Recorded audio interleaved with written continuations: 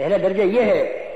پہلے درجے کو جناب رسول اللہ صلی اللہ علیہ وسلم پہلے بیان فرمایا ان تعبد اللہ کانک ترا، یہ پہلا درجہ ہے. یہ بعد کا درجہ ہے کہ لن تکن تراہ فانہ یراک، کہ اگر تم اسے نہیں دیکھ رہے ہو تو وہ تو تمہیں دیکھ ہی رہا ہے. یہ درجہ بعد کا ہے. یہ درجہ پہلے ہے کہ تو عبادت اس طرح کر کہ تو اللہ کو دیکھ رہا ہو. جب یہ بات طے ہو گئی کہ صرف نماز کو عبادت نہیں کہتے، تو پھر یہ بات بھی ثابت ہو گئی کہ صفت احسان کا ہونا صرف نماز میں نہیں بلکہ ہر عبادت میں صفت احسان پیدا ہو. ہر عبادت میں صفت احسان پیدا ہو. تعبد اللہ کانک ترا، کہ بھئی نماز ایسے پڑھو کہ تم اللہ کو دیکھ رہے ہو. میرے دوستو بزرگوں دیکھو، یاد رکھیو، صرف نماز مراد نہیں ہے.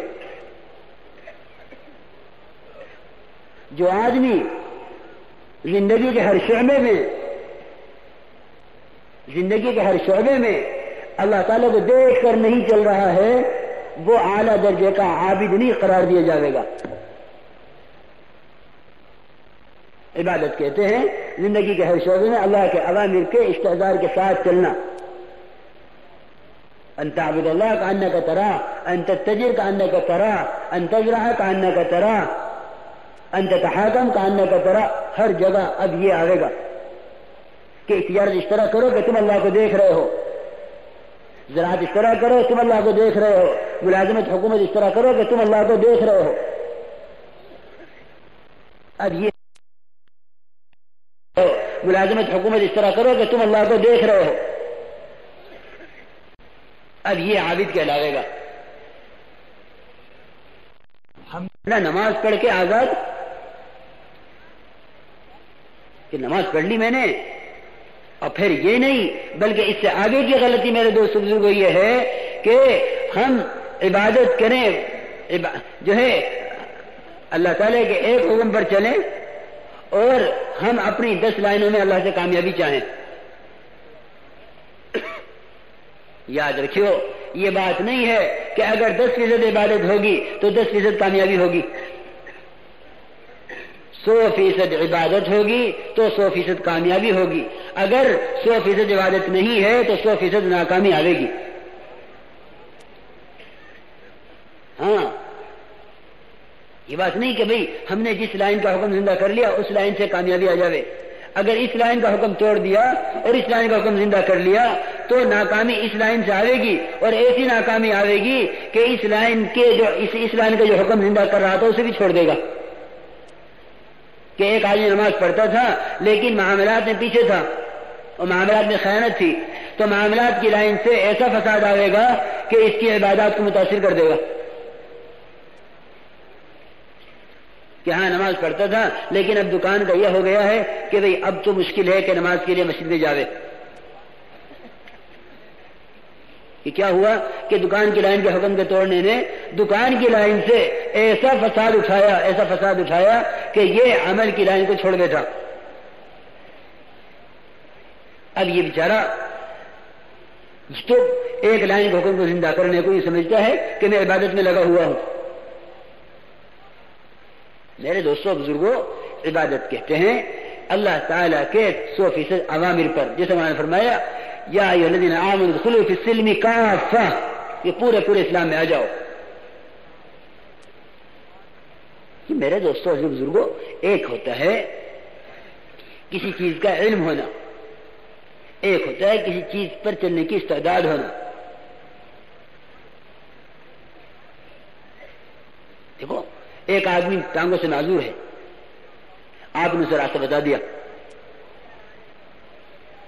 کہ تم یوں جاؤ، دائیں مڑو، بائیں مڑو، اور ساری علامت راستے کی بتلا دی،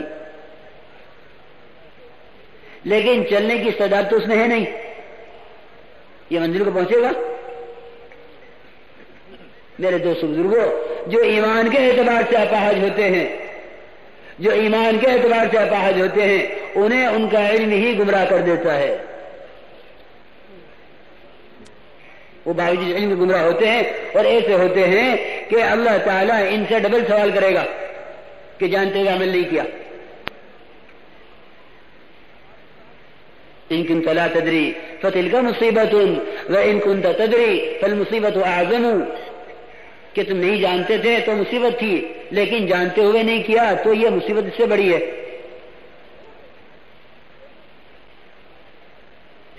وہی ہمیں تو خبر ہی نہیں تھی کہ نہیں، اللہ تعالیٰ کے یہاں نہ جاننا عذر نہیں ہے۔ جس طرح جان کر عمل نہ کرنے والا ناکام ہے، اس طرح نہ جاننے والا بھی اللہ کے یہاں 100% ناکام ہے۔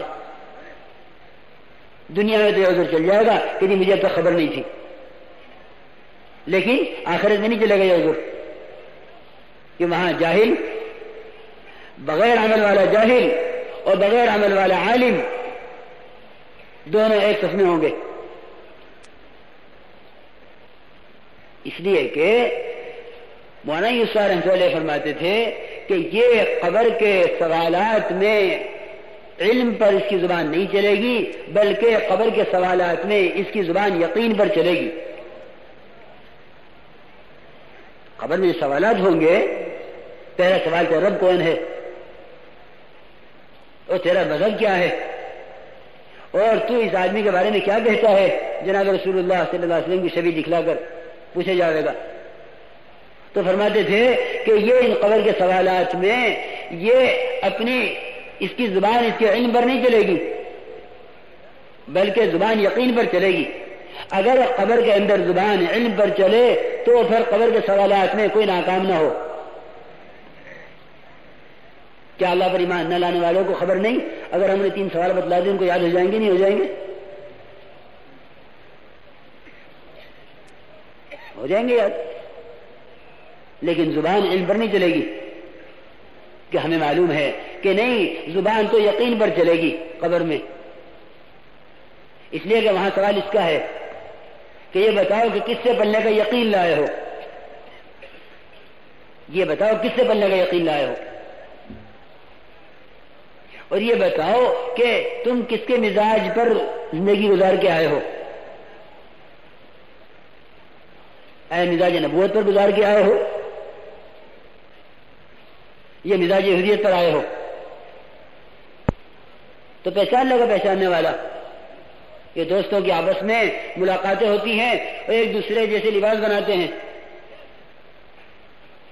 تو دور سے پہچان لیتے ہیں میرا دوست، لیکن جن سے دوستی نہیں ہوتی۔ الرجل مع من احب، فرما دیا جناب رسول اللہ صلی اللہ علیہ وسلم نے کہ جو جس سے محبت کرے گا اس کے ساتھ ہوگا۔ ومن تشبہ بقوم فهو منه، اور جو جس کا راستہ اختیار کرے گا ان کے ساتھ ہوگا، چاہے کوئی قوم ہو وہ۔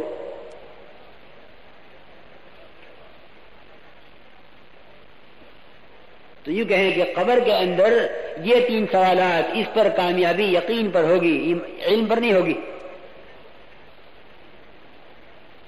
علم تو رہبری کرے گا، یہ مولانا الیاس صاحب رحمۃ اللہ فرماتے تھے کہ علم رہبری کرے گا کہ راستہ یہ ہے،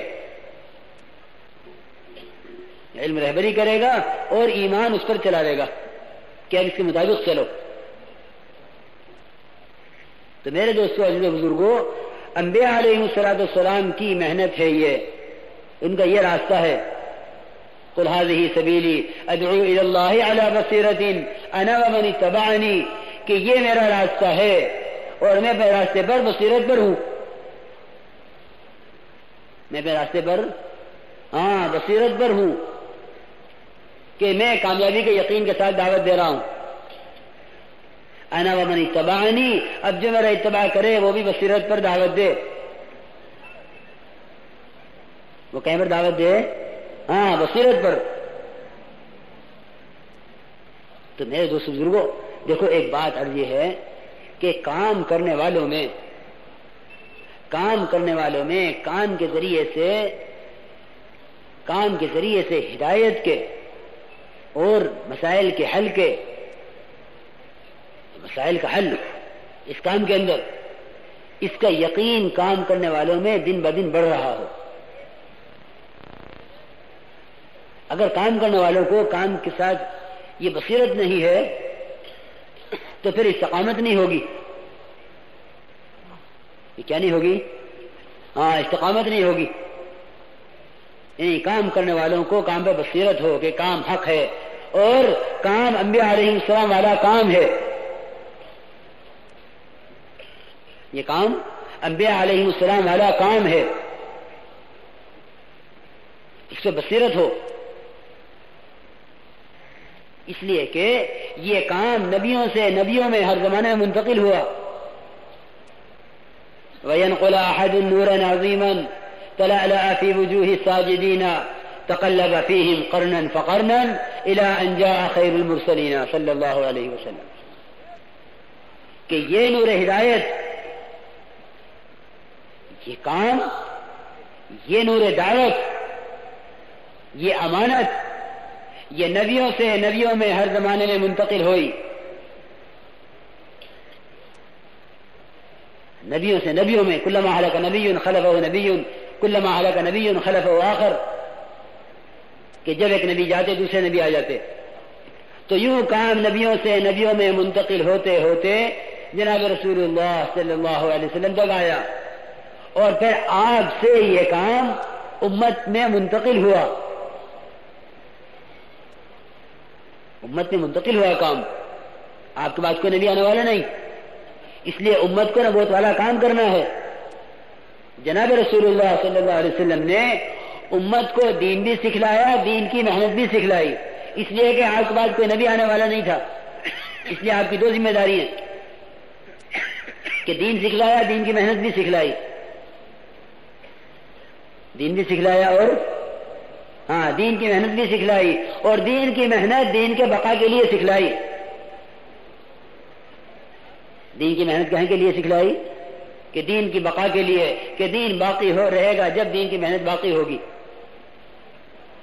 اس لیے کہ سنت اللہ اور اللہ کا طریقہ پہلے سے یہ رہا ہے ہمیشہ کہ نبی آئے دعوت آئی، دین آیا. نبی گئے دعوت گئی، دین گیا. نبی آئے دعوت آئی، دین آیا. نبی گئے دعوت گئی، دین گیا. ہر زمانے میں ہوا یہ. تو اب نبی کے بعد نبی بھیجا جاتا ہے کہ اس قوم کو سنبھالو.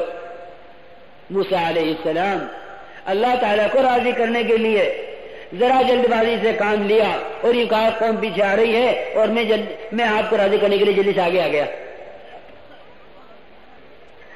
فما خطبک یا سامری. یہ موسیٰ علیہ السلام سے اللہ تعالیٰ نے پوچھا ما اعجلک عن قومک یا موسیٰ. مسئلہ موسیٰ تمہیں اپنی قوم کے بارے میں جلدی میں کس چیزیں ڈال دیا؟ ما اعجلک عن قومک یا موسیٰ. اے موسیٰ تم اپنی قوم کے بارے میں کس میں جلدی میں ڈال دیا؟ مانے لگے ہم اولائی علی آثری وعجلت الیک ربی لترضی. میرے دوستوں بزرگوں دیکھو سارے پرانے ہیں، اس لیے ایک بات عرض کروں. دیکھو میرے دوستوں بزرگوں، مولانا یوسف رحمۃ اللہ فرماتے تھے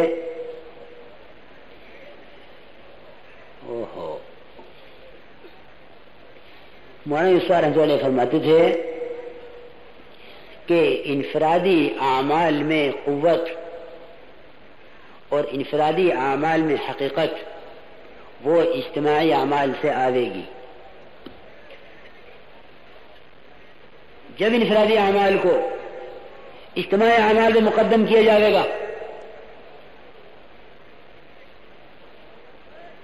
جب اجتماعی اعمال کو انفرادی اعمال پر مقدم کیا جائے گا، انفرادی اعمال کو اجتماعی اعمال پر مقدم کیا جائے گا، تو پھر دین سمٹ کر افراد میں آ جائے گا اور امت کے اندر سے نکل جائے گا. یاد رکھیے اچھی طرح، ذکر ذاکرین میں سمٹے گا، علم علماء میں سمٹ جائے گا، عوام میں غفلت اور جہالت پھیلے گی. اس امت کو اللہ تعالیٰ نے متحرک قرار دیا ہے. کنتم خیر امت اخرجت للناس، کہ تمہیں اللہ تعالیٰ نے متحرک قرار دیا ہے. اگر امت حرکت میں ہے تو علم بڑھے گا اور پھیلے گا، اور ذاکر یہ حرکت میں ہوگا تو ذکر پھیلے گا. لیکن اگر اس کے انفرادی اعمال اجتماعی عمل پر مقدم ہو جائیں گے تو اب یہ انفرادی اعمال جو ہیں وہ افراد میں رہ جائیں گے. قوم کو کوئی نہ کوئی کہیں نہ کہیں سے بچڑے کی شکل نہیں، میں کہوں دکان کی شکل سے، زمینداری